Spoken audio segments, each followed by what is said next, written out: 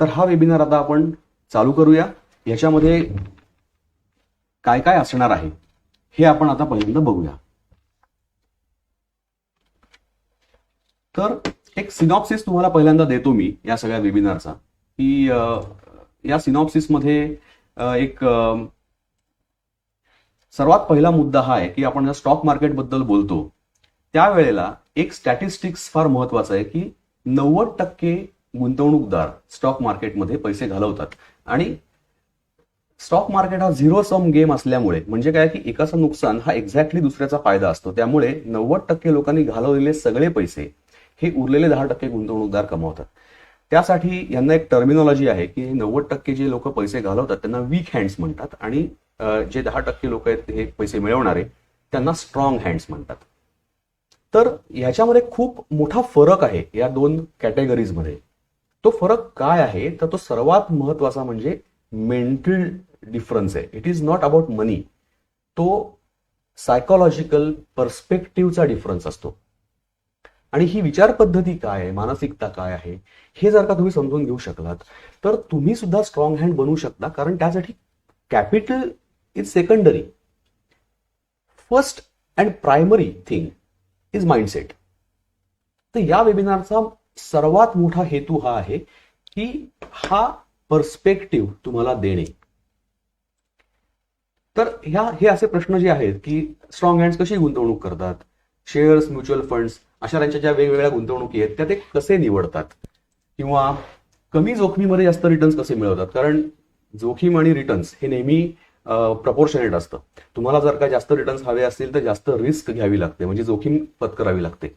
तर हे मॅनेज कसं करायचं, कमी जोखमीमध्ये जास्त रिटर्न कसे मिळवायचे हे स्ट्रॉंग हँड्स ऍक्च्युली करतात. सो ते कसं करतात हा पण एक या वेबिनारचा भाग असणार आहे. तर हा वेबिनार या सगळ्या उत्तरांमधून तुम्हाला एक वेगळा दृष्टिकोन देणार आहे. कारण हा दृष्टिकोन सर्वात महत्वाचा आहे. जसं मी तुम्हाला आता सांगितलं, पैसे महत्वाचे नाही आहेत. कारण शेवटी रिटर्न्स हे आपण पर्सेंटेजमध्ये मोजतो, बरोबर आहे. सो 10 कोटी रुपयांचे 15 कोटी रुपये झाले तरी 50% रिटर्न झाला, आणि 10,000 रुपयांचे 15,000 रुपये झाले तरी पण 50%च रिटर्न झाला. सो तुमचं भांडवल किती आहे यापेक्षा तुम्ही त्याच्यावर रिटर्न किती कमावता याला महत्व आहे. आणि तो जास्त रिटर्न कमवण्यासाठी हा पर्स्पेक्टिव्ह, ही विचार पद्धती स्ट्रॉंग हँड्सची आपल्याला अंगीकारता आली पाहिजे. सो या वेबिनारमधनं तुम्हाला एक्झॅक्टली काय मिळणार आहे तर हे मिळणार आहे.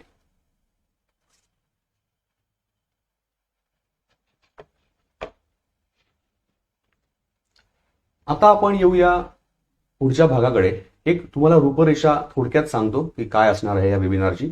साधारणतः 40 मिनिटं पुढची मी तुम्हाला एक एक करून 4 स्लाइड्सचं प्रेझेंटेशन देणार आहे. त्या 4 स्लाइड्स मधल्या प्रत्येक पॉईंटचं एक्सप्लेनेशन मी तुम्हाला देणार आहे. हे जे आउटकम तुम्ही आता समोर बघताय, हे जे 4 गोष्टी समोर बघताय की या वेबिनार मधनं तुम्हाला काय मिळणार आहे, तर या 4 गोष्टी तुम्हाला या एक्सप्लेनेशन मधनं मिळणार आहेत. ह्या 4 स्लाइड्स झाल्यानंतर मी हा वेबिनार क्वेश्चन्स अँड आन्सर्स, प्रश्नोत्तरांसाठी ओपन करीन आणि साधारणतः 20 मिनिटाचा काळ आपण त्यासाठी डेडिकेट करू. त्यावेळेला तुम्ही मधल्या काळामध्ये तुम्ही फक्त तुमच्या शंका नोट करून ठेवा आणि शेवटी आपण या प्रश्नोत्तरांच्या 20 मिनिटांमध्ये त्या तुम्ही कॉमेंट बॉक्समध्ये पोस्ट केल्यानंतर मी तुम्हाला त्याची उत्तरं देईन. तर आता सुरुवात करूया. पहिली स्लाइड, ऍसेट अलोकेशन. आपण पहिल्यांदा काय बघणार आहोत तर ऑल सीझन्स पोर्टफोलिओ कसा निर्माण करायचा. एक क्विकली तुम्हाला बॅकग्राऊंड देतो या सगळ्याची की स्टॉक मार्केट, आपण हा शेअर ट्रेडिंग आणि गुंतवणूक या विषयावरचा वेबिनार जरी करत असलो तरी एक लक्षात घ्या की स्टॉक मार्केट किंवा शेअर मार्केट हे एक पॉवरफुल इंजिन आहे पैसे कमावण्याचं. ही गोष्ट खरी आहे. पण समजा तुम्हाला एक फक्त इंजिन दिलं आणि सांगितलं की इथून आता 10 किलोमीटर जा, तर तुम्हाला जाता येणारच नाही. कारण इंजिन तुम्हाला कुठे घेऊन जाऊ शकत नाही. त्याला कारची बॉडी पाहिजे, त्याला स्टिअरिंग व्हील पाहिजे, त्याला ब्रेक, क्लच, ऍक्सिलरेटर पाहिजे, इतर अनेक महत्वाचे पार्ट्स पाहिजेत. त्याशिवाय ती कार बनत नाही. आणि सर्वात महत्वाचं म्हणजे खाली चाकं पाहिजेत.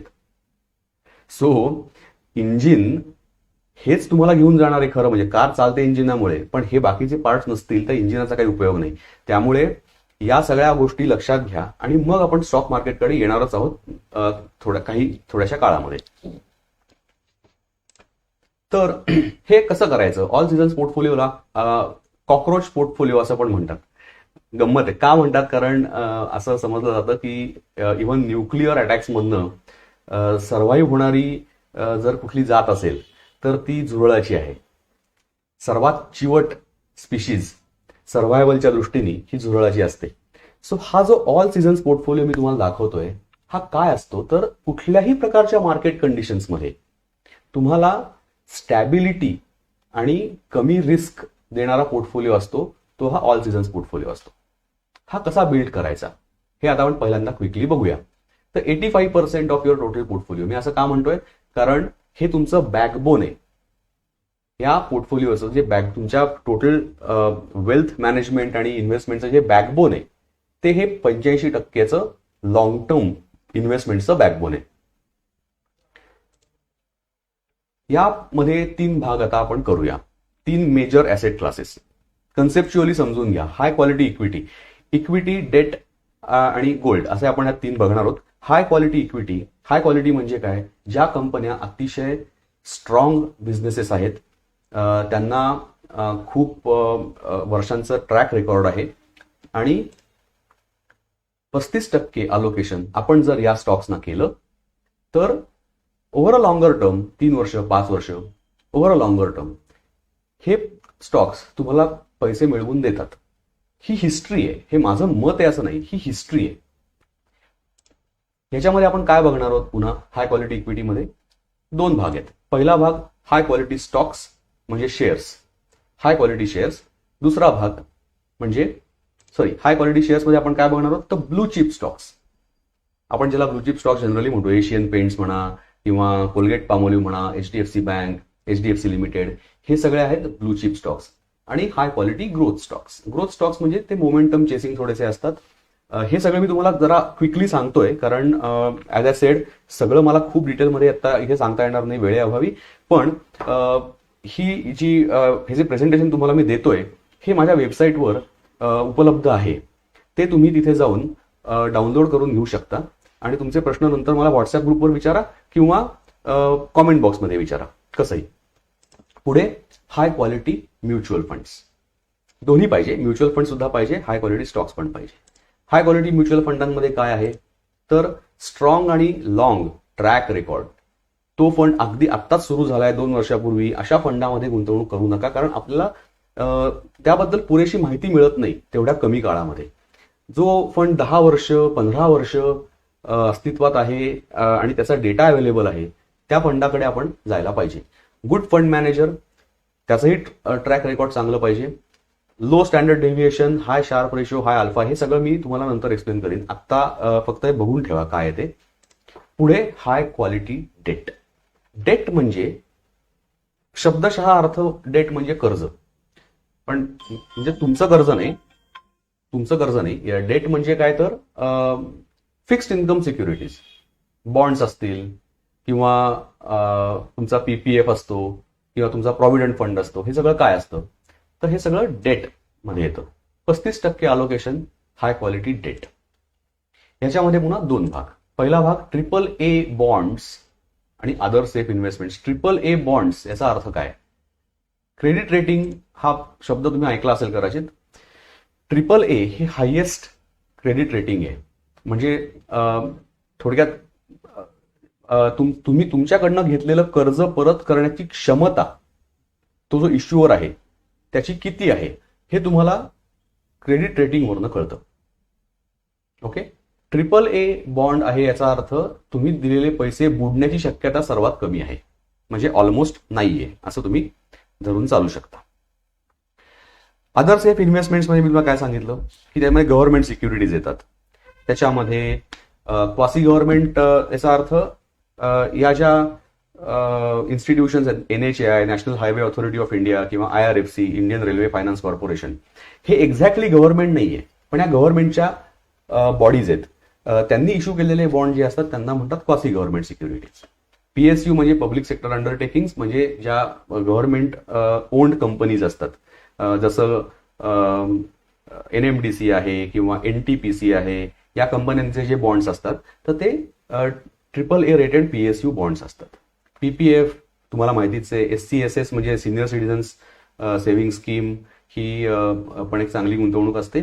NPS नॅशनल पेन्शन स्कीम, या सगळ्या फिक्स्ड इन्कम. कारण फिक्स्ड इन्कम म्हणजे काय, त्या तुम्हाला इंटरेस्ट देतात, त्याच्यावरती व्याज देतात, आणि सेफ इन्व्हेस्टमेंट्स असतात, कारण तिथे टाकलेले पैसे बुडण्याची शक्यता निग्लिजिबल असते. सो पुन्हा एकदा स्ट्रॉंग हँड्सचा माइंडसेट. जी काही रिस्क घ्यायची आहे ती रिस्क तुम्ही इक्विटी साईडला घेतल्यानंतर पुन्हा डेट साईडला रिस्क घ्यायची नाही.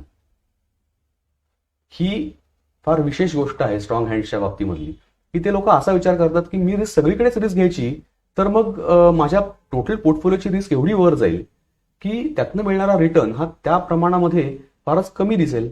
रिस्क ऍडजस्टेड रिटर्न खूप कमी असेल. सो मी रिस्क कशी कमी करू, कमी जोखमीमध्ये जास्त रिटर्न मी कसा मिळवू शकतो. तर या केसमध्ये मी हे असं करतोय की जी मला रिस्क घ्यायची आहे ती मी इक्विटी साईडला घेईन, स्टॉक्समध्ये घेईन, म्युच्युअल फंडात घेईन.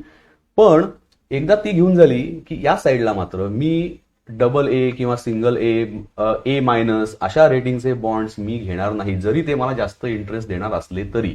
सो तुम्हाला काही काही बॉन्ड्स असे दिसतात 10% इंटरेस्ट असतं, 12% असतं, 14% पण मिळतं.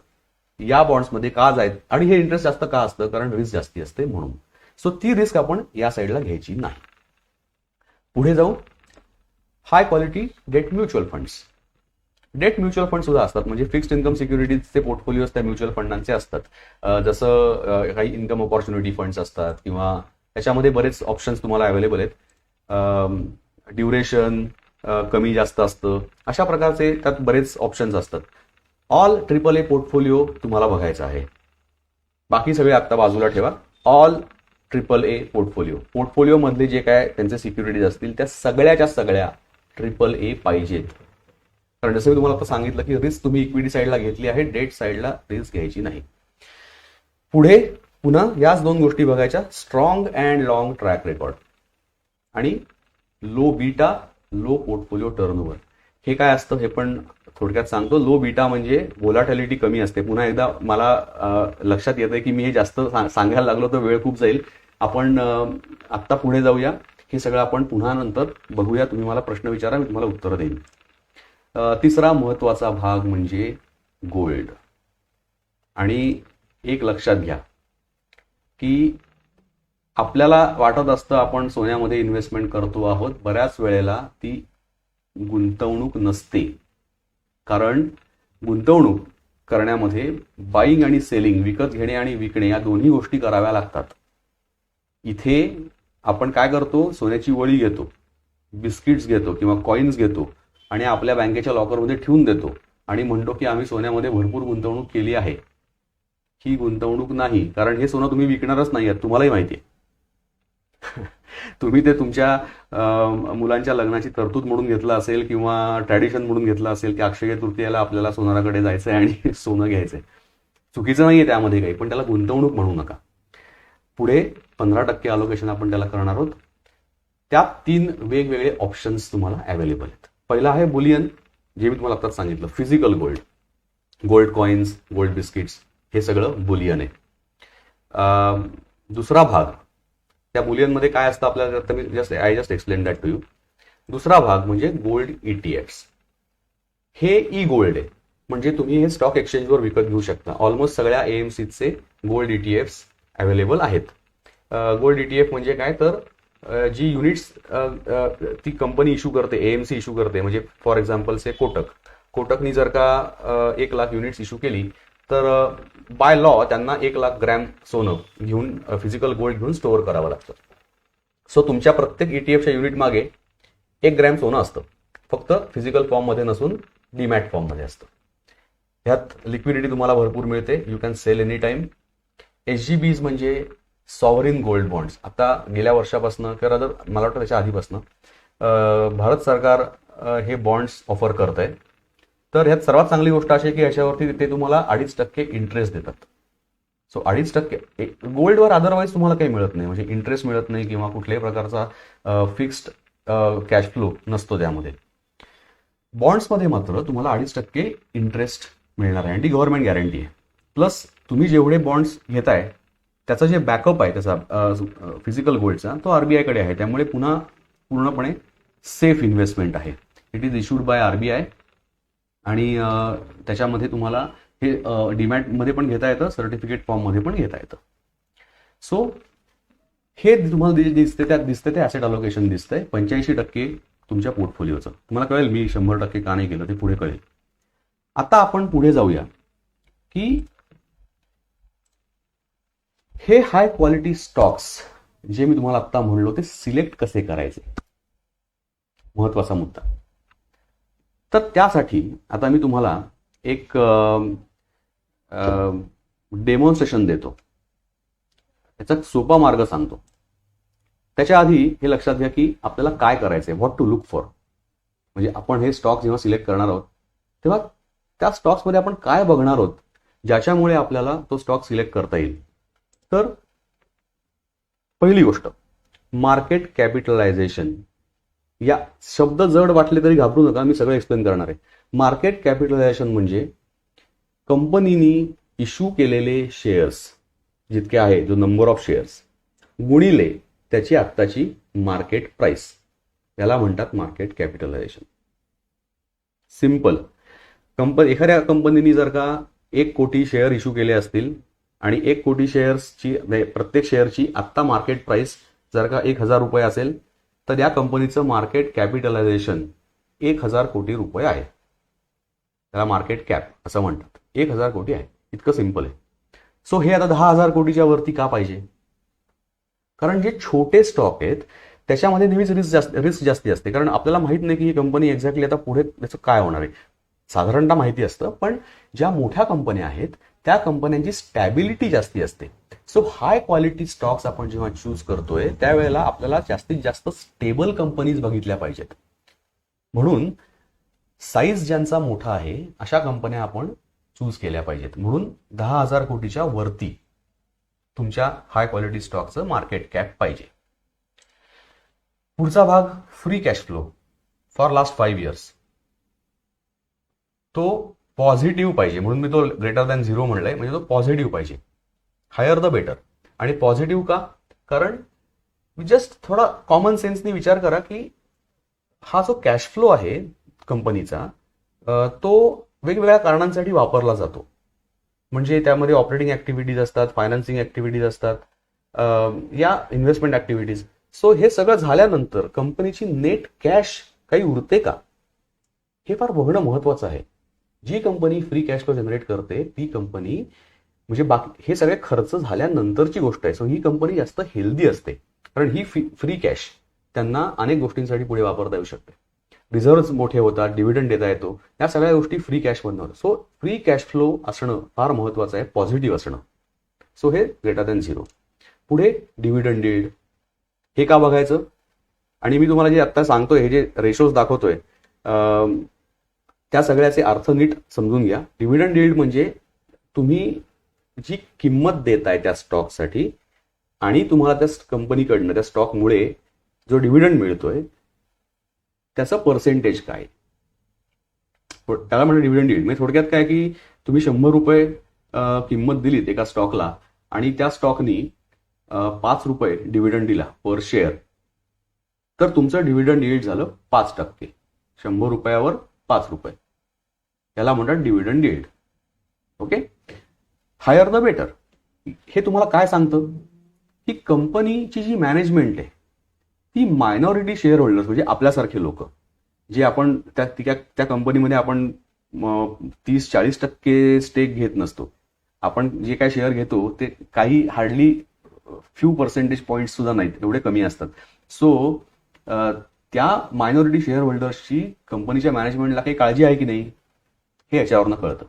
कंपनी डिव्हिडंड डिक्लेअर न करता स्वतःच घेऊन बसतीये बरीच वर्ष का मायनॉरिटी शेअर होल्डर्सच्या इंटरेस्टची सुद्धा काळजी घेते, हे याच्यावरनं कळतं. सो लॉंग हिस्ट्री जर का डिव्हिडंड डिक्लेरेशनची असेल तर इट्स अ गुड कंपनी. आणि अबाव 1%, हा 1% म्हणजे काय की सगळ्या कंपन्या खूप हाय डिव्हिडंड देतात असं नाही, 10-10% काही सगळ्या देतात असं नाही. सो एवढं तरी आहे का की डिव्हिडंड अनेक वर्ष डिक्लेअर होतोय, हे बघण्यासाठी मी ग्रेटर दॅन 1% म्हणते. डेट टू इक्विटी रेशो म्हणजे काय? इक्विटी म्हणजे कंपनीचं स्वतःचं भांडवल, ओके. आणि डेट म्हणजे काय? कंपनीने घेतलेलं कर्ज. सो स्वतःचं भांडवल किती आणि कर्ज किती ह्याचा जो रेशो असतो त्याला डेट टू इक्विटी रेशो म्हणतात. ओके. सो कंपनी स्वतःच्या पैशावर बिझनेस करते का भरमसाठ बॉरोईंग कर्ज घेऊन बिझनेस करते, हे आपल्याला बघायचं आहे. जर का दिसतीये ग्रोथ, प्रचंड एक्सपांड झालेली कंपनी, खूप हाय ग्रोथ दिसते, पण ही ग्रोथ कशाने आली आहे? कर्जामुळे आली आहे का स्वतःच्या पैशानी ग्रोथ केलेली आहे, हे आपल्याला बघायचंय. म्हणून डेट टू इक्विटी रेशो हा अतिशय कमी पाहिजे, लोअर द बेटर. म्हणून मी तो लेस दॅन 0.1% म्हणलेला आहे. पुढे रिटर्न ऑन कॅपिटल एम्प्लॉईड. पुन्हा एकदा शब्द जड वाटले तरी काळजी करू नका. कॅपिटल एम्प्लॉईड याचा अर्थ जे भांडवल धंद्यात लावलेलं आहे कंपनीने. म्हणजे कंपनीकडे मे बी 100 कोटी रुपये असतील आता, त्या 100 कोटी रुपयातले 50 कोटी रुपये त्यांनी बिझनेसमध्ये ऍक्च्युली एम्प्लॉय केले असतील, म्हणजे वापरलेले असतील. तर त्याच्यावरचा रिटर्न किती कंपनीला मिळणारा, जो कंपनीच्या प्रॉफिटमधून आपल्याला दिसतो की हा जो प्रॉफिट झालाय हा किती कॅपिटलवर झालाय. सो कमी कॅपिटलवर जास्त रिटर्न जर का मिळाला तर ती कंपनी बिझनेस अधिक चांगल्या पद्धतीने करते, हे आपल्या लक्षात येतं. म्हणून return on capital employed ROCE हा मी ग्रेटर दॅन 20% म्हणतोय. हायर द बेटर, ह्याच्याहून जास्त असेल तर उत्तम. प्रमोटर्स होल्डिंग शेवटचा आणि अतिशय महत्वाचा मुद्दा. हे पण कॉमन सेन्सचा एक भाग आहे. प्रमोटर होल्डिंग म्हणजे काय की या कंपनीचे जे प्रमोटर्स असतात, ज्यांनी कंपनी सुरू केली आहे, त्यांनी स्वतः किती स्टेक त्या कंपनीमध्ये आता मेंटेन केलेला आहे हे बघणं महत्वाचं आहे. बऱ्याच वेळेला काही ज्या लो क्वालिटी कंपनीज असतात, असं होतं की प्रमोटर्स त्यांचा स्टेक हळूहळू डायल्यूट करत नेतात. म्हणजे काय, तर विकत जातात त्यांचा स्टेक. आधी 51% असतो, मग तो 49 होतो, मग तो 45 होतो, असं हळूहळू ते कीप सेलिंग. म्हणजे त्यांची स्किन इन द गेम जी आहे ना, या कंपनीच्या ग्रोथ मधली जी त्यांचा जो इंटरेस्ट आहे स्वतःचा, तो कमी कमी होत गेला. तर तुम्ही विश्वास कोणावर ठेवणार? ही कंपनी चालवणारे कोण आहेत? प्रमोटर्स आणि डायरेक्टर्स आहेत ना. सो त्यांचाच इंटरेस्ट जर का कमी असेल, ही कंपनी बुडली तर त्यांचं नुकसान फक्त 5% होणार असेल, तर बुडू दे कंपनी असं म्हणू शकतात नंतर ते. ज्या कंपन्यांमध्ये प्रमोटर्सचा स्टेक 50%हून जास्त असतो, त्यांची स्किन इन द गेम जास्ती असते. म्हणून आपल्याला हे बघायचंय की आपण ज्या कंपनीमध्ये पैसे गुंतवतोय, कारण तुम्ही स्टॉक घेता म्हणजे पार्शल मालकी घेताय कंपनीची, सो त्या कंपनीचे प्रमोटर्स व्यवस्थित हाय स्टेकवर बसलेले आहेत की नाही हे आपल्याला बघायला पाहिजे. म्हणून promoters holding is greater than 50%. आता मी तुम्हाला एक छोटंसं डेमॉन्स्ट्रेशन दाखवतो, जे हे स्टॉक्स निवडताना हे निवडायचे कसे हे तुम्हाला कळेल त्यातनं. तर गुगल उघडा तुमचं आणि गुगलवर screener.in या वेबसाईटवर जा. screener.in या वेबसाईटवर तुम्हाला काय फ्री अकाउंट क्रिएट करायला लागेल, जसं मी केला इथे. इथे गेल्यावर स्क्रीन्स वर क्लिक करा. आता आपण हा स्क्रीन घेऊ, व्हॅल्यू स्टॉक्स. व्हॅल्यू स्टॉक्स म्हणजे काय? हाय क्वालिटी स्टॉक्स, जे व्हॅल्यू त्याच्यामध्ये भरपूर असते, तो स्टॉक. इथे क्वेरीमध्ये खाली तुम्हाला जी दिसतंय बॉक्स, तर या आपल्याला बदलून टाकायच्यात, कारण आता आपण स्ट्रॉंग हँड्सच्या दृष्टीने विचार करणार आहोत. स्ट्रॉंग हँड्स कोणकोणत्या गोष्टींकडे बघतील? ज्या 6 गोष्टी मी तुम्हाला आता सांगितल्या त्या गोष्टी. तर इथे आपण आपल्या पद्धतीने हे पॅरामीटर सेट करू. तर पहिलं होतं काय? Market capitalisation. इथे तुम्ही टाईप करायला लागल्यानंतर ते येतच समोर. Market capitalisation greater than 10,000 crores. इथे क्रोर लिहायची गरज नाही, 10,000 एवढंच लिहायचं. पुढे अँड असं लिहिलं की पुढच्या क्वेरीला जातं. पुढची क्वेरी काय आपली? Dividend yield. डिव्हिडंड यील्ड किती पाहिजे आपल्याला? Greater than 1%. पुढे अँड. अजून आपल्याला काय बघायचंय? Promoter holding. Promoter holding greater than 50%. मग आपल्याला काय बघायचंय, debt to equity. Debt to equity ratio किती पाहिजे आपल्याला, लेस दॅन 0.1. अँड आपला पाचवा पॉईंट काय होता, डेट टू इक्विटी झालं. एक मिनिट आपण पुन्हा एकदा बघूया. आरओसीई आणि फ्री कॅश फ्लो. ओके, तर इथे पुन्हा आलात, ROCE return on capital employed. हा ROCE return on capital employed for 5 years choose करा, हे आणखीन चांगलं. Greater than 20%. आणि free cash flow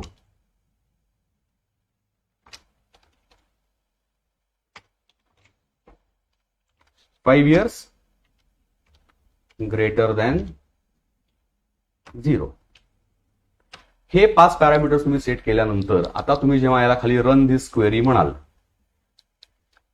free cash flow for 5 years तो घेत नाहीये. बरं ठीक आहे, आपण तो भाग काढून टाकूया. फ्री कॅश फ्लो ठीक आहे, आपण हा भाग आता तात्पुरता काढूया. आता तुम्हाला दिसेल की ही क्वेरी रन आपण केल्यानंतर त्यांनी 17 कंपन्या फिल्टर करून आपल्याला दिल्या. याच्यामध्ये तुम्ही बघितलं तर सगळ्यातली बरीच नावं तुम्हाला माहिती असतील. कोलगेट, पामोलिव्ह, टीसीएस, मॅरिको, सगळी चांगली नावं आहेत. एनएमडीसी, सानोफी, बजाज ऑटो, सगळी चांगली नावं आहेत. These all are high quality companies. इतकं सोपं आहे. तुम्ही यातले या स्क्रीनरवरती वेगवेगळे पॅरामीटर्स तुमच्या पण स्वतःच्या विचारांनी तुम्ही वेगवेगळं करू शकता. स्वतःच्या अभ्यासानंतर तुम्हाला वाटलं की अजून वेगळे रेशोज टाकू शकता, स्क्रीन करू शकता. हे तुम्हाला स्टॉक्स निवडण्याचं एक उत्कृष्ट टूल आहे की लॉंग टर्म गुंतवणुकीसाठी हाय क्वालिटी स्टॉक्स आपण कसे निवडायचे, तर स्क्रीनर हे टूल तुम्हाला उपयोगी पडेल. आता इथे ह्याच्यानंतर तुम्ही ह्याच्यामध्ये आणखीन इनडेप्थ अनालिसिस नंतर करू शकता, शिकून आणखीन थोडंसं. सो इथे जर बघितलं तर लक्षात येईल तुमच्या की मार्केट कॅप हे 10,000 कोटीच्या वरती आपला आहे. डिव्हिडंड यील्ड बघा, एनएमडीसीचा डिव्हिडंड यील्ड 5.03% आहे. म्हणजे ह्याच्यावरचा 5% रिटर्न हा तुम्हाला डिव्हिडंडच्या स्वरूपात मिळतोय. आरओसीई सगळ्यांचे हाय आरओसीई आहेत, खूप मोठे आहेत. डेट टू इक्विटी सगळ्यांचे खूप कमी आहेत. काही या कंपन्या तर डेट फ्री आहेत, 0 दिसतोय तुम्हाला. सो कर्जच नाहीये कंपन्यांवर, उत्तम. प्रमोटर्स होल्डिंग सगळ्यांची भरपूर हाय आहेत. सो या चांगल्या चांगल्या जे काही पॅरामीटर्स सगळे चांगले चांगले आहेत आपले, हे सगळे तुम्हाला या कंपन्यांमध्ये एकाच वेळेला आढळून येतील. म्हणून या कंपन्या हाय क्वालिटी कंपन्या आहेत. तर हे झालं एक तुम्हाला डेमो दिला मी. ह्याच्यानंतर आता आपण पुढच्या भागाकडे येऊ की हाय क्वालिटी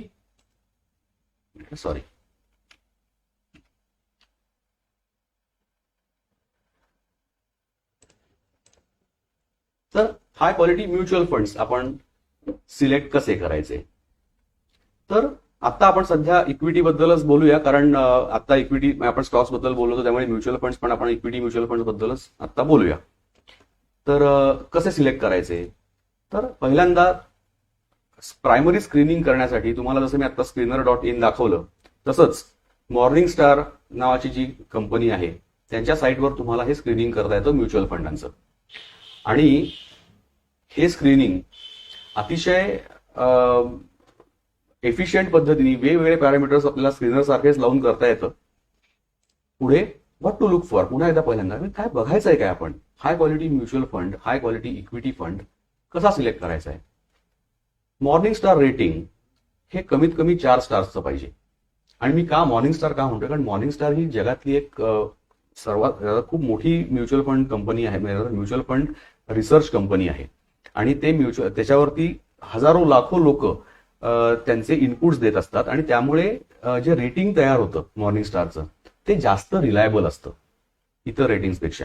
म्हणून मॉर्निंग स्टारचं रेटिंग आपण बघायचं 4 ते 5 स्टार्स, 4 किंवा 5 स्टार्स कमीत कमी पाहिजे, higher the better.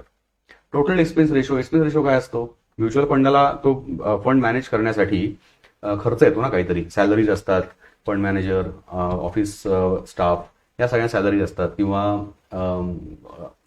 Transaction cost असतात त्यांच्या, कारण they are buying and selling stocks, त्याच्यामध्ये त्यांना ब्रोकरेज लागतं, स्टॅम्प ड्युटी, अमुक तमुक बऱ्याच गोष्टी असतात.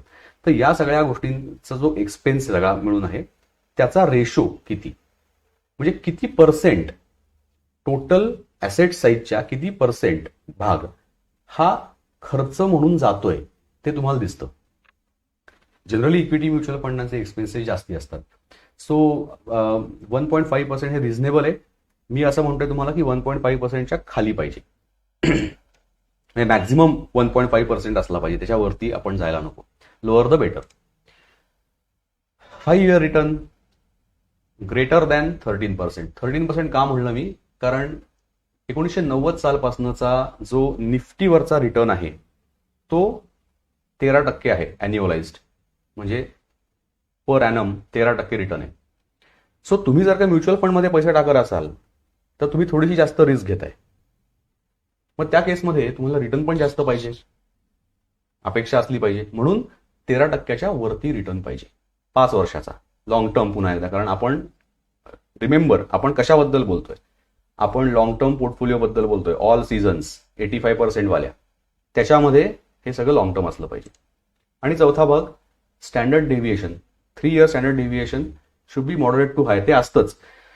पण क्विकली सांगतो हे काय आहे. स्टँडर्ड डेव्हिएशन म्हणजे मीन रिटर्न ची जी लेवल असते त्या फंडाची, त्यापासनं म्हणजे ॲव्हरेज रिटर्न लेवल जी असते त्यापासनं तो फंड किती डेव्हिएट होतो, वर खाली किती डेव्हिएट होतो.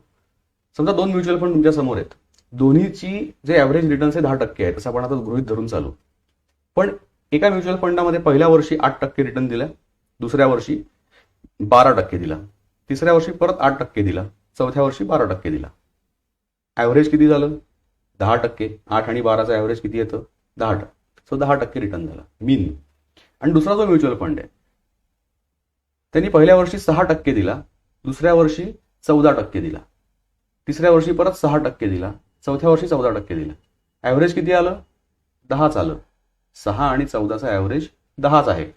पण हा दुसरा जो म्युच्युअल फंड आहे तो त्या 10%पासनं खूप डेव्हिएट होतोय. 14, 6, परत 14. सो हे जे डेव्हिएशन आहे हे डेव्हिएशन जास्ती आहे दुसऱ्या फंडाचं, आणि it's a measure of risk. So standard deviation जितकं कमी असेल तितकं चांगलं, म्हणजे तो फंड तुम्हाला कमी रिस्कमध्ये जास्त रिटर्न्स देतोय. स्ट्रॉंग हँडच्या विचारसरणीमध्ये तुम्हाला मी सांगितलं होतं की कमी जोखमीमध्ये जास्त रिटर्न कसा कमवायचा असतो. Look at the standard deviation. जर का त्या फंडचा रिटर्न चांगला असेल आणि स्टँडर्ड डेव्हिएशन कमी असेल तर तो फंड चांगला आहे. पुढे तुमची एकदा ही शॉर्टलिस्ट तयार झाली की मग तुम्ही आणखीन थोडेसे डिटेल्स बघू शकता, म्हणजे जसे वेगवेगळ्या पिरियड्समध्ये परफॉर्मन्स कसे आहेत, 3 वर्षाचा परफॉर्मन्स कसा, रिटर्न कसा, 5 वर्षाचा कसा, 1 वर्षाचा कसा, इयर टू डेट. आता ह्याचं पण तुम्हाला मी एक क्विकली डेमॉन्स्ट्रेशन दाखवतो. पुन्हा एकदा आपण गुगलला जाऊ. गुगलवर आपण morningstar.in इथे गेलो, किंवा त्याहून सोपं करू आपण, गुगलवर आपण मॉर्निंग स्टार स्क्रीनर असं टाकूया, म्हणजे आपल्याला फंड स्क्रीनरची लिंक डायरेक्ट मिळेल. तुम्हाला मी त्या प्रेझेंटेशनमध्ये पण खाली लिंक दिलेली आहे, आता दाखवली ती तुम्ही डाउनलोड करून घ्या वेबसाईटवरनं, तिकडनं तुम्हाला ही लिंक रेडीमेड मिळेल. सो आता आपण काय बघणार आहोत? पहिल्यांदा इंडिया ओपन एंड फंड्स, बरोबर आहे. ऑल कंपनीज, बरोबर आहे. कॅटेगरीजमध्ये आपण आता बघणार आहोत, आपल्याला इक्विटी फंड्स पाहिजेत. So large and mid cap, ठीक आहे. हे फंड आपण आता बघूया. आता पहिला पॉईंट काय होता आपला? 4 आणि 5 स्टार्स आपल्याला पाहिजेत. टोटल रिझल्ट 8 आले. आता त्यानंतर आपल्याला स्टँडर्ड डेव्हिएशन, मॉडरेट आणि हाय ते असणारच आहे. पुढे आलो आपण, एक्सपेन्स रेशो आपल्याला 1.5% आणायचा आहे मॅक्झिमम. सो हे झालं.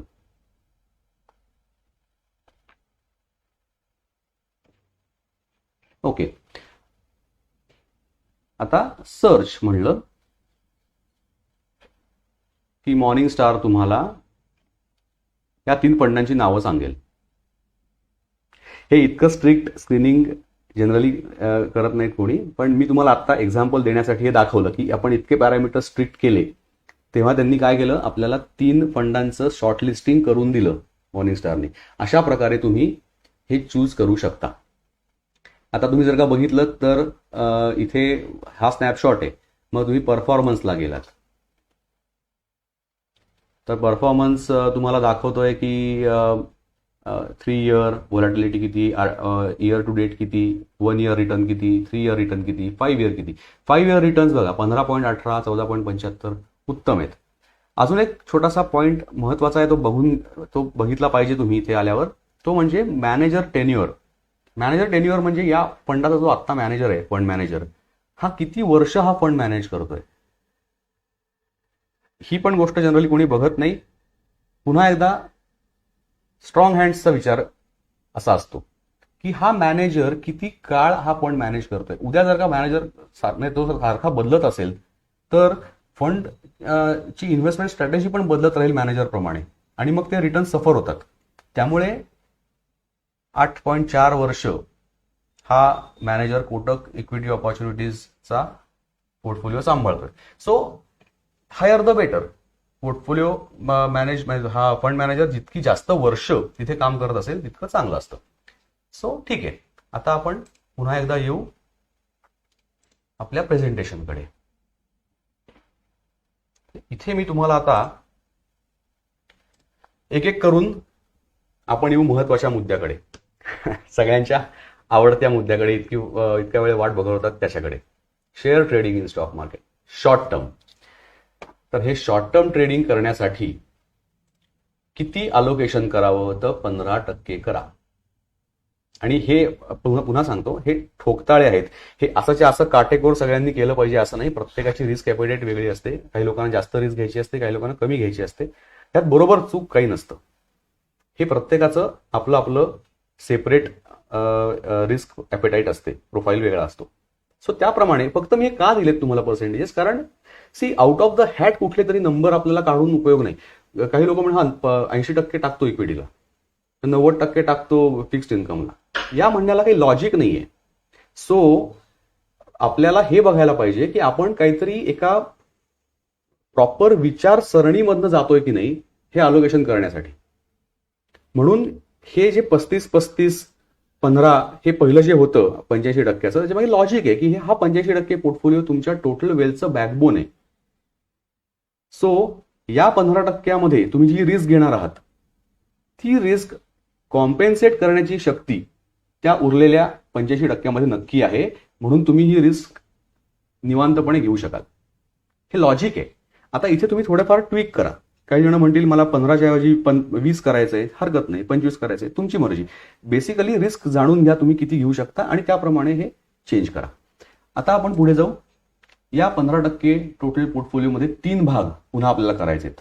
डायव्हर्सिफिकेशन फार महत्वाचं आहे.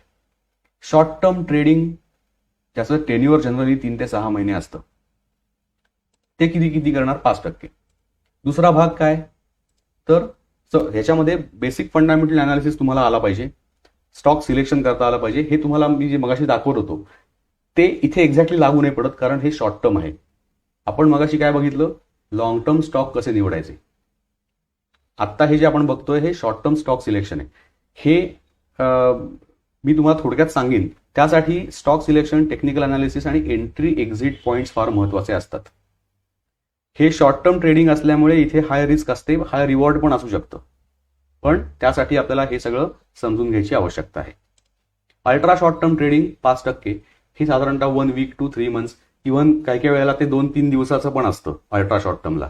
म्हणजे त्याला BTST म्हणतात, बाय टुडे सेल टुमॉरो. एक कॉशन देतो तुम्हाला की तुमच्या फोनवर किंवा याच्यावरती बरेच असे स्पॅम SMS येऊ शकतात, बऱ्याच वेळेला येत असतील की exclusive tip, buy so and so stock, आणि तुम्हाला एका दिवसामध्ये 50% रिटर्न मिळेल वगैरे वगैरे ते बोलतात. ते मेसेजेस न वाचता डिलीट करा किंवा ते सेंडर ब्लॉक करा पहिल्यांदा. It's absolutely dangerous. त्याच्यामध्ये हात घालायचा नाही, आपण कधी घालायचा नाही. हे सगळं आपल्या बुद्धिमत्तेचा वापर करून आपण करणार आहोत. अजिबात दुसऱ्या कोणीतरी टिप देत आहे म्हणून करायचं नाही. पुढे technical analysis, stock selection, entry exit, target आणि स्टॉप लॉस हे पण महत्वाचं आहे. यालाच टेक्निकल अनालिसिस या अल्ट्रा शॉर्ट टर्मला आणि पुढच्या इंट्राडे ट्रेडिंगला अत्यंत महत्वाचं आहे. कारण फंडामेंटल अनालिसिस या दोन ठिकाणी काम करत नाही. शॉर्ट टर्म ट्रेडिंगला ऍटलीस्ट थोडाफार तरी फंडामेंटल अनालिसिसचा उपयोग होऊ शकतो, कारण आपण 6 महिन्याची गोष्ट करतोय, 2 क्वार्टर्स आहेत. सो काहीतरी फंडामेंटल चेंजेस त्यामध्ये कंपनीमध्ये या काळात होऊ शकतात. पण 1 आठवडा, 2 आठवडे, 1 महिना या काळामध्ये कंपनीमध्ये सिग्निफिकंट चेंजेस काही होत नाहीत. आणि फंडामेंटल्स बघून झाले तरी तुम्हाला ते कळत नाहीत सुरुवातीला. रिपोर्टिंग होईपर्यंत तुम्हाला कसं कळणार आहे? रिपोर्टिंग कधी होणार? क्वार्टरली रिपोर्टिंग होणार. सो क्वार्टर संपल्याशिवाय तुम्हाला कळणारच नाहीये मधल्या काळात काय झालं. सो इथे टेक्निकल अनालिसिस उपयोगाला येतो. इंट्राडे ट्रेडिंगला पुन्हा एकदा technical analysis, stock selection, entry exit, target, stop loss दोन्हीकडे कॉमन आहे हे सगळं. टार्गेट आणि स्टॉप लॉस महत्वाचा आहे, कारण स्टॉप लॉस तुमचा जर का तुम्ही ठेवला नाहीत तर तो स्टॉक कितीही पडू शकतो आणि तुम्ही होल्ड करून ठेवाल. शॉर्ट टर्म ट्रेडिंग करताना हे लक्षात घेतलं पाहिजे की आपण मुळात काही छोट्याशा काळापुरती ही गुंतवणूक करतोय, पण त्यातनं बाहेर पडणार आहोत लगेच. मग जर का तो पडायला लागला स्टॉक आणि तुम्ही तो धरून ठेवलात तर तुमचा लॉस वाढत वाढत वाढत जातो. हे होऊ नये म्हणून स्टॉप लॉसची अरेंजमेंट करणं आवश्यक असतं. सो आता आपण परत येऊ आपल्या शेवटच्या भागाकडे. सो आता आपण हे सेशन ओपन करणार आहोत क्वेश्चन्स आणि आन्सर्ससाठी. पूजा मराठे यांनी प्रश्न विचारलाय की where we get shortlist of mutual funds after all parameters, where can we see the return on investment for them. तर तुम्हाला शॉर्टलिस्ट मिळाल्यानंतर मॉर्निंग स्टारवर तुम्हाला ती शॉर्टलिस्ट स्नॅपशॉटमध्ये दिसते. म्हणजे त्याच्यावरती स्नॅपशॉट हा टॅब दिसतो. तिथनं त्या शेजारीच तुम्ही जर का बघितलं तर त्याच लाईनमध्ये परफॉर्मन्स असा टॅब असतो. त्या टॅबवर तुम्ही जेव्हा जाता तेव्हा तुम्हाला वेगवेगळ्या पिरियड्सचे त्या फंडाचे रिटर्न्स समोर दिसतात. म्हणजे 3 इयर असेल, 5 इयर असेल, 1 इयर, वायटीडी म्हणजे इयर टू डेट. सो तुम्ही जर का हे तो रिटर्न आज बघत असाल 31 जानेवारीला, तर 1 जानेवारी ते 31 जानेवारी या काळामध्ये या फंडाने किती रिटर्न दिला हे तुम्हाला तिथे वायटीडीच्या खाली दिसतं. दुसरं एक असं की एक कोणीतरी विचारलं होतं मगाशी की लॉंग टर्म आणि शॉर्ट टर्म स्टॉक्स कसे निवडावेत, ते मी तुम्हाला सांगितलेलं आहे या ह्याच्यामध्ये. एक गोष्ट अशी आहे की अल्ट्रा शॉर्ट टर्म आणि इंट्राडे या 2 इन्व्हेस्टमेंटच्या प्रकारांसाठी मला पुरेसं एक्सप्लेनेशन देता आलेलं नाही वेळेअभावी. पण हा विषय खरोखर खूप मोठा आहे आणि या एका वेबिनारमध्ये तो बसवणं शक्य नाही. परंतु त्याच्यावरती एक वेगळा वेबिनार होऊ शकतो. तुमची जर इच्छा असेल तर मला कॉमेंट बॉक्समध्ये कळवा, आपण तसा वेबिनार वेगळा करू. कारण हा पण विषय खूप छान आहे आणि वेगवेगळ्या रिस्क कॅटेगरीजमध्ये आपण आपला पोर्टफोलिओ जो डायव्हर्सिफाय करतो आहोत तर त्याच्यामध्ये हा पण एक भाग असला पाहिजे. हाय रिस्क हाय रिटर्न या प्रकाराचा. पण अलोकेशन तुम्हाला मी सांगितलंय 5% आणि 5%. आणि त्याआधी अजून एक महत्वाची गोष्ट तुम्हाला आता सांगून ठेवतो मी की तुमचं जे मंथली इन्कम असतं, तुम्हाला जे दर महिन्याला खर्चासाठी इन्कम लागतं, तेवढी अमाऊंट 6 महिन्यांची अमाऊंट तुमच्या इमर्जन्सी फंडमध्ये टाकल्याशिवाय इंट्राडे आणि अल्ट्रा शॉर्ट टर्म इन्व्हेस्टमेंट्स करायला कृपया जाऊ नका. कारण आपण आपल्या गरजेच्या अमाऊंटमधनं ह्याच्यामध्ये इन्व्हेस्टमेंट नाही करायची. ही हाय रिस्क इन्व्हेस्टमेंट आहे. हाय रिवॉर्ड सुद्धा असू शकतं, पण हाय रिस्क असते, हे लक्षात घ्या. मी या वेगवेगळ्या विषयांवर ऍक्च्युली किंवा सोनं या विषयावर कोणीतरी प्रश्न विचारला होता की गुंतवणूक त्या सोन्यामध्ये कशी करायची. तर यूट्यूब चॅनलवर मी त्यावर एक स्पेसिफिक व्हिडिओ केलेला आहे स्पेशल, सोन्यामध्ये गुंतवणूक कशी करावी. तो व्हिडिओ सुद्धा तुम्ही बघू शकता. त्याच्यावरती तुम्हाला बऱ्याच शंकांची उत्तरं ऑलरेडी मिळतील. आणि जरी तुम्हाला या बाबतीत अजून काही शंका असतील तर त्या मला व्हॉट्सअप ग्रुपवर विचारा. तो माझ्या वेबसाईटवर द कॉन्टॅक्ट सेक्शनमध्ये तुम्हाला व्हॉट्सअप लिंकवरनं जॉईन करता येऊ शकतो. त्याच्यावरती बऱ्याच अपडेट्स तुम्हाला मिळू शकतात आणि तुमच्या शंकांची उत्तरं सुद्धा ऑडिओ क्लिप्समधनं मी तुम्हाला तिथे देणार आहे. अपार्ट फ्रॉम दॅट, पूजा मराठे म्हणतात की हा पुढच्या रविवारी वेबिनार आपण घेऊया. दीपक पाठक यांनी विचारलंय की बजेटचा कसा परिणाम पाहायला मिळू शकतो मार्केटवर. दीपकजी, बजेट बद्दल बऱ्याच अपेक्षा सगळ्यांच्या आहेत, पण बजेट जोपर्यंत येत नाही तोपर्यंत त्याच्यावर काही कमेंट करणं हे खरं तर बरोबर नाहीये. कारण काय होतं, याच्यामध्ये खूप नॉईज असतो बजेटच्या आधी. मार्केट तुम्ही बघितलं असेल की अत्यंत व्होलाटाईल मार्केट असतं. बजेट जवळ आलं की मार्केट वर खाली व्हायला लागतं. याचं कारण त्या अपेक्षा आणि त्यातनं येणारा न्यूज फ्लो. तर बजेट झाल्यानंतर मला वाटतं ही पण एक चांगली कल्पना आहे तुमची की बजेट झाल्यानंतर आपण याच्यावरती एक बजेट स्पेसिफिक व्हिडिओ बनवू शकतो आणि तो मी यूट्यूबवर अपलोड करीन माझ्या चॅनलवर. कारण काय आहे, बजेटमधनं तुम्हाला काय मिळणार आहे हे अनालाइज करून त्याप्रमाणे तो व्हिडिओ बनवायला लागेल. हे सगळं आधी नाही करता येणार, पण आपण हे जरूर करू. ही चांगली कल्पना आहे.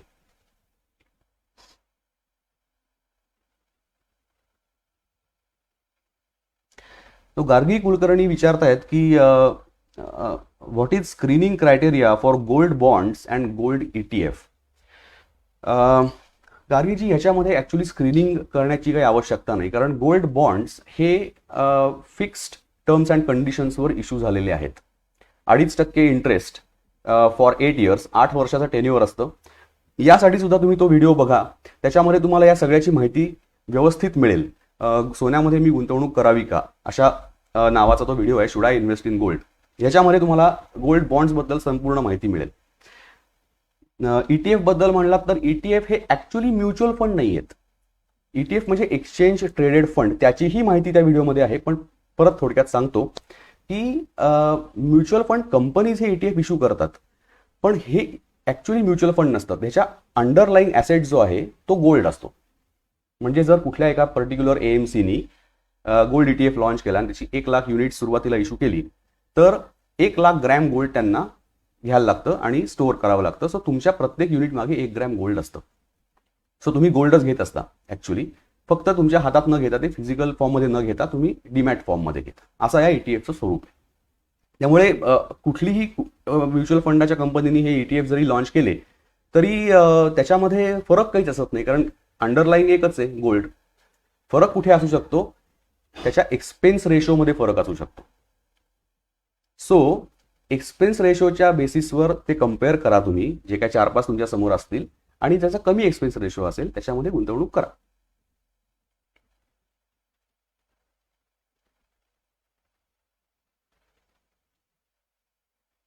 देवश्री पटवर्धन विचारतायत की what kind of screens will you use for mid and small caps, guideline please. So mid and small caps असं वेगळं स्क्रीनिंग करायची आवश्यकता नसते. इट इज बेसिकली, अच्छा तुम्ही screener.in बद्दल विचारत असाल तर ठीक आहे, त्यात सांगतो मी. त्यामध्ये मार्केट कॅपिटलायझेशनचा पॅरामीटर तुम्हाला बदलावा लागेल पहिल्यांदा स्क्रीनिंग करण्यासाठी. कारण तुम्ही जर का 10,000 कोटीच्या वरच्या मार्केट कॅपमध्ये जात असाल तर तुम्ही लार्ज मिड कॅप्स आणि लार्ज कॅप्स या टेरिटरीमध्ये जाता. याच्या खाली जे फंड आहेत 2,000-3,000 कोटीचं मार्केट कॅप असलेले किंवा 5,000 कोटीचं मार्केट कॅप असलेले, हे स्मॉल कॅप्स सेबीनी मध्यंतरी micro cap, small cap, mid cap आणि लार्ज कॅप या 4ही कॅटेगरीजचं मार्केट कॅपिटलायझेशनचा जो स्पेक्ट्रम आहे, रेंज जी आहे ती स्पेसिफाय केलेली आहे. तुम्ही साधारणतः 5,000 कोटीच्या खाली शक्यतो येऊ नका असं मी सजेस्ट करीन तुम्हाला, कारण या कंपन्या जास्त व्होलाटाईल असतात. They are smaller and they are more volatile. ते खूप वर खाली होणारे भाव असतात आणि यामध्ये व्हिजिबिलिटी थोडी कमी असते. सो 5,000 कोटी ते 10,000 कोटी या रेंजमध्ये जर का तुम्ही स्क्रीन करत असाल तर तुम्ही स्मॉल आणि मिड कॅप स्क्रीन करत आहात, हे लक्षात घ्या. पॅरामीटर्स बाकीचे फारसे बदलू नका, कारण आपल्याला शेवटी हाय क्वालिटी कंपनीज निवडायच्या आहेत.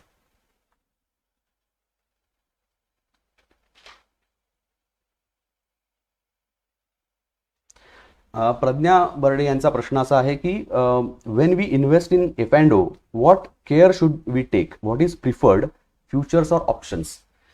प्रज्ञाजी, खूप मोठा प्रश्न आहे ऍक्च्युली, आणि हा खूप इंटरेस्टिंग प्रश्न सुद्धा आहे.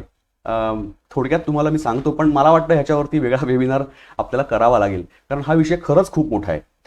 फ्युचर्स अँड ऑप्शन्स हे डेरिव्हेटिव्हचे प्रकार आहेत. डेरिव्हेटिव्ह म्हणजे थोडक्यात अगदी सोप्या भाषेत सांगायचं तर वायदे बाजार आहे. म्हणजे मी अमुक अमुक शेअर घेतला असं फक्त मी म्हणायचं असतं, त्यामध्ये मी तो घेत नाही, आणि विकला असं म्हणायचं असतं. आणि असं म्हणल्यानंतर त्या मधला काळात जी काय मुवमेंट होईल प्राइसमध्ये, ती जर का माझ्या फेवरमध्ये झाली तर मला प्रॉफिट होतो, माझ्या अगेन्स्ट गेली तर मला लॉस होतो. हे बेसिक कन्सेप्ट आहे. ओके.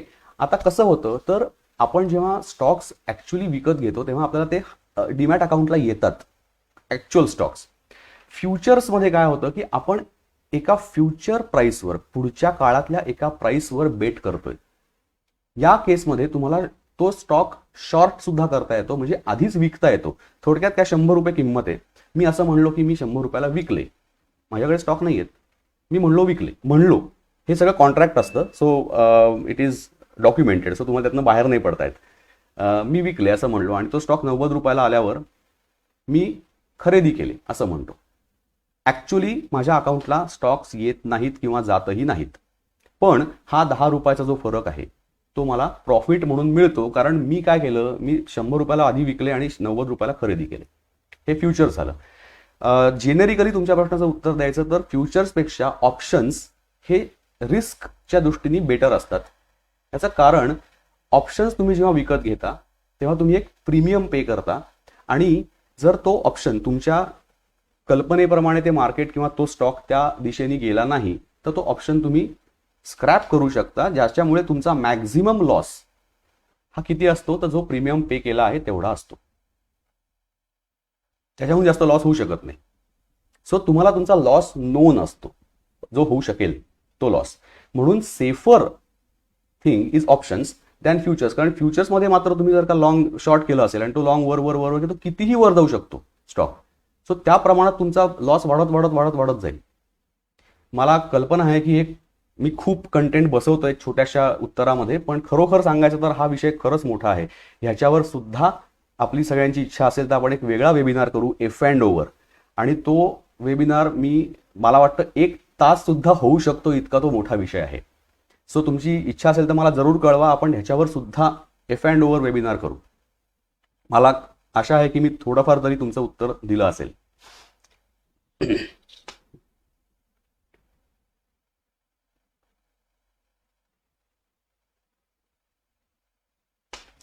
सुयोग पाध्ये विचारतात की should be invest in IRFC shares.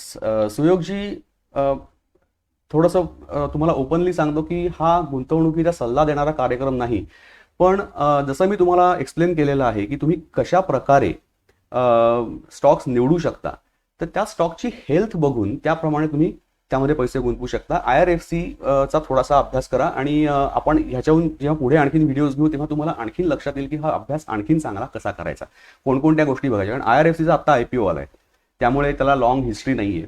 So त्याच्यावरची माहिती तुम्हाला थोडीशी कमी पडणार आहे आता, की लास्ट 5 इयर ROC तुम्हाला बघता येणार नाही, कारण आत्ताच तो लिस्ट झालाय शेअर.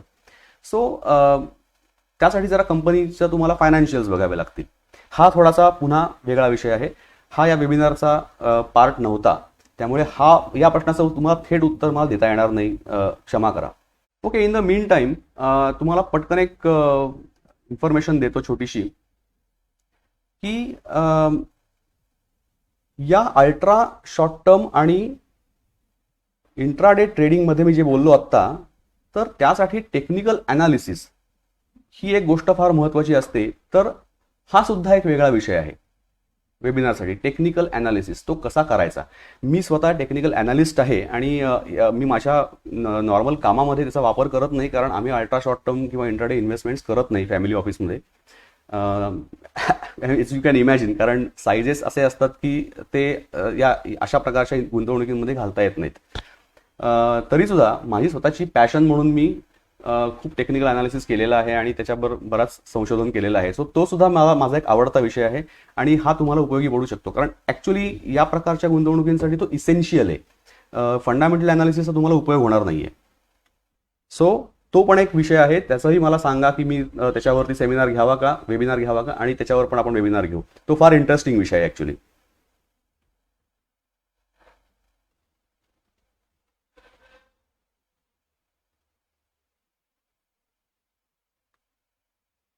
ओके, सो अनफॉर्च्युनेटली मला आधीच्या कॉमेंट्स आता दिसत नाहीयेत. मी जर कुठल्या प्रश्नाचं उत्तर दिलं नसेल तर कृपया तो पुन्हा पोस्ट करा, त्याचं उत्तर मी तुम्हाला देतो. इन द मीन वाईल आता असं आहे की प्रश्न बरेच येणार आहेत हे मला माहिती आहे. तर पुन्हा एकदा मी तुम्हाला आठवण करून देतो की तो जो व्हॉट्सॲप ग्रुप आम्ही लॉन्च केलेला आहे त्याच्यावरती या प्रश्नांची उत्तरं सुद्धा तुम्हाला मिळू शकतात. सो जर इथे वेळ कमी पडला किंवा इथे काही प्रश्न स्किप झाले तरी डोंट वरी, माझ्या वेबसाईटवर जाऊन तो ग्रुप तुम्ही जॉईन करू शकता. कॉन्टॅक्ट अस सेक्शनमध्ये तिथे लिंक दिलेली आहे, ती लिंक तुम्हाला तो ग्रुप जॉईन करू देईल आणि त्या ग्रुपवर तुम्ही हा प्रश्न विचारू शकता. मी तुम्हाला याची उत्तरं डेफिनेटली देईन. साईट माझी जी आहे ती www.amolsathe.in अशी आहे. आणि मी तुम्हाला सगळ्यांना कळकळीने हे सांगतो की हा जो अवेअरनेस आहे हा आपल्या लोकांमध्ये पसरला पाहिजे अधिकाधिक. याचं कारण यूट्यूबवरचा जो कंटेंट अवेलेबल आहे मी बघितला मध्यंतरी, तर मराठीमधला जो या विषयावरचा कंटेंट आहे त्यातला बराचसा कंटेंट हा मिसलिडिंग आहे. आणि तो मिसलिडिंग असल्यामुळे बऱ्याच लोकांचं नुकसान होत असतं. एका महिन्यात करोडपती व्हा अशा छापाचे व्हिडिओज तुम्हाला खूप बघायला मिळतात, हजारो मिळतात. अत्यंत डेंजरस आहे हे आणि त्यासाठी आपल्याला चांगल्या क्वालिटीचा अवेअरनेस, चांगल्या क्वालिटीचं नॉलेज पसरवणं अत्यंत आवश्यक आहे. सो तुमच्या मित्रांना, तुमच्या नातेवाईकांमध्ये हा अवेअरनेस पसरवण्याचं काम तुमचं आहे, ते जरूर करा.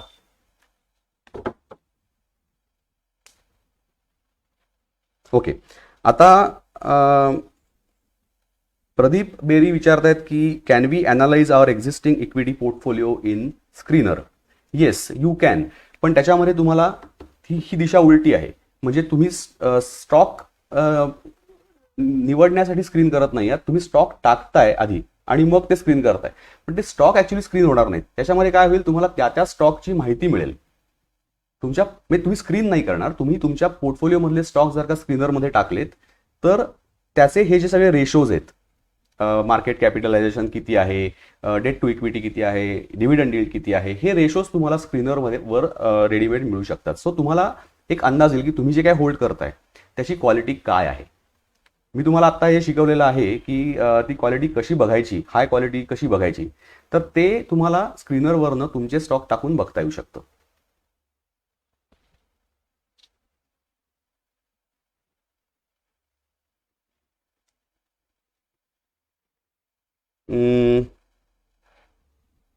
पराग टिळक विचारतायत की what could be the books to get acquainted with all दिस?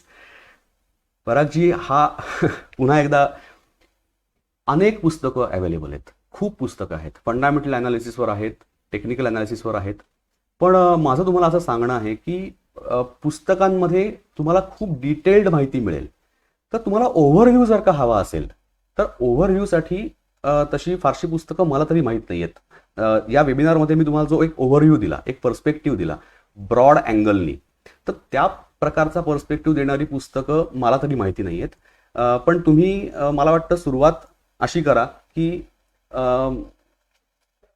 इन्व्हेस्टोपीडिया किंवा अशा प्रकारच्या ज्या इन्व्हेस्टमेंटसाठीच्या साईट्स आहेत त्याच्यावरती तुम्हाला कन्सेप्ट क्लिअर होण्यासाठी छोट्या छोट्या डेफिनेशन्स मिळू शकतात. आणि आमच्या व्हॉट्सॲप ग्रुपवर तुम्ही हा प्रश्न मला विचारू शकता, वेगवेगळे प्रश्न तुम्हाला पुढे पुढे पडलेले. सो आपण दोघंही एका प्रवासाचे भागीदार होऊ शकतो की you can ask me more and more questions about जे तुम्हाला कळलं नसेल ते, आणि मी तुम्हाला वेगवेगळी उत्तरं त्याची देत जाईन. सो तुमचं एक नॉलेज बेस बिल्ड होत जाईल. असंही तुम्ही करू शकता.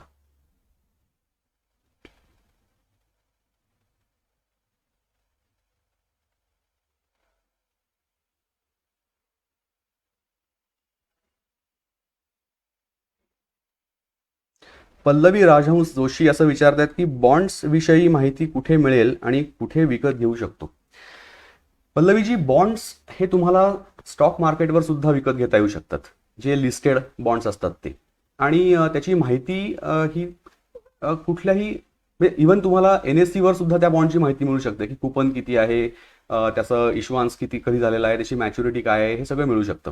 आणि बॉन्ड्स हा पण एक खूप मोठा पार्ट आहे, कारण बॉन्ड्समध्ये वेगवेगळ्या प्रकारचे, जसं मी त्या स्लाइडमध्ये दाखवलं होतं की क्वासी गव्हर्नमेंट आहे, गव्हर्नमेंट सिक्युरिटीज आहेत, PSU बॉन्ड्स आहेत, किंवा प्रायव्हेट कॉर्पोरेट्सनी इश्यू केलेले बॉन्ड सुद्धा असतात. म्हणजे HDFC लिमिटेडचे पण बॉन्ड असतात किंवा कोटक महिंद्रा बँकेचे बॉन्ड असतात. सो प्रायव्हेट बॉन्ड सुद्धा असतात. सो खरं तर हे मार्केट इक्विटी मार्केटपेक्षा सुद्धा मोठं आहे, प्रचंड मोठं आहे साईजनी. व्होलॅटिलिटी कमी असते, म्हणजे चढउतार कमी होतात, पण मार्केटचा साईज प्रचंड मोठा आहे. सो याच्यामध्ये खूप माहिती अवेलेबल आहे. इंटरनेटवर सुद्धा तुम्हाला इझिली मिळू शकते की bonds, just you can Google it actually. त्यावर बऱ्याच वेगवेगळ्या साईट्सवर तुम्हाला बॉन्डची लिस्ट मिळेल किंवा त्या बॉन्डच्या मॅच्युरिटीज मिळतील, हे सगळं मिळेल. आणि विकत घ्यायचं असेल तर तुम्ही स्टॉक मार्केटवर विकत घेऊ शकता, ते NSE पण लिस्टेड असतात, किंवा डायरेक्ट तुमच्या ब्रोकरला विचारा की कुठे घेता येतील, तो पण सांगेल. BSE असेल, NSE असेल, हे सगळं तुम्हाला घेता येऊ शकतं. आणि डीमॅट अकाउंटला घेता येऊ शकतं. सर्टिफिकेट फॉर्ममध्ये घ्यायचं असेल तर इश्युअरकडनं घ्यावं लागतं, पण हे तुम्ही ब्रोकरशी एकदा बोला, तुम्हाला हे सगळं इझिली कळेल.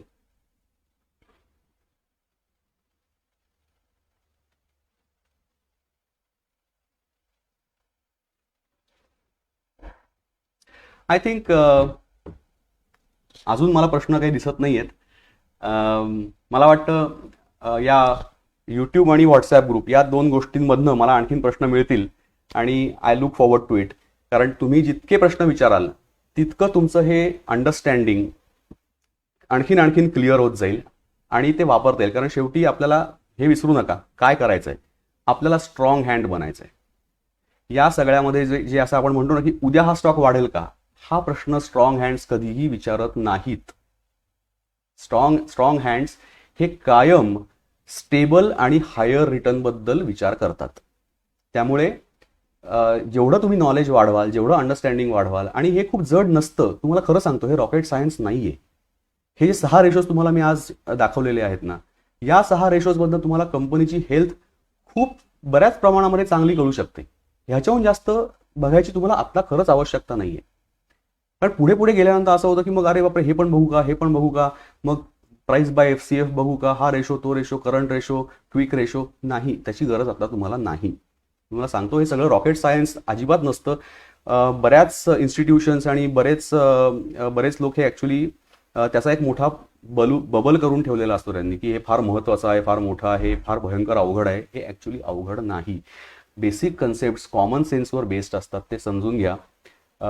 वॉरन बफेट एकदा असं म्हणले होते की investment is simple but not easy. याचा अर्थ समजून घ्या, फार मोठा अर्थ आहे याच्यामध्ये. Investment is simple but not easy. Easy का नाही? सायकोलॉजिकल फॅक्टर्समुळे. आपण हेच सायकोलॉजिकल फॅक्टर्स जे वीक हँड्सचे आहेत ते आता बाजूला काढून टाकणार आहोत, आणि स्ट्रॉंग हँड्सचे सायकोलॉजिकल फॅक्टर्स आपण अंगीकारणार आहोत, ज्यामुळे इन्व्हेस्टमेंट आपल्यासाठी खरोखर सिम्पल बनेल. तर आज मी आपली रजा घेतो. आणि आपण आता मला कॉमेंट्समध्ये बऱ्याच लोकांनी सांगितलेलं आहे की आपण बजेटवर वेबिनार करू, आपण टेक्निकल अनालिसिसवर करू, शॉर्ट टर्म आणि अल्ट्रा शॉर्ट टर्म आणि इंट्राडेवर करू, फ्युचर्स अँड ऑप्शन्सवर करू. खूप चांगल्या कल्पना आहेत. आपण हे सगळे वेबिनार पुढे पुढे करू, आणि माझी आशा आहे की तुम्ही त्याचा जास्तीत जास्त उपयोग करून घ्याल आणि तुमच्या गुंतवणुकीमध्ये तुम्ही यशस्वी व्हाल. Happy investing. थँक्यू.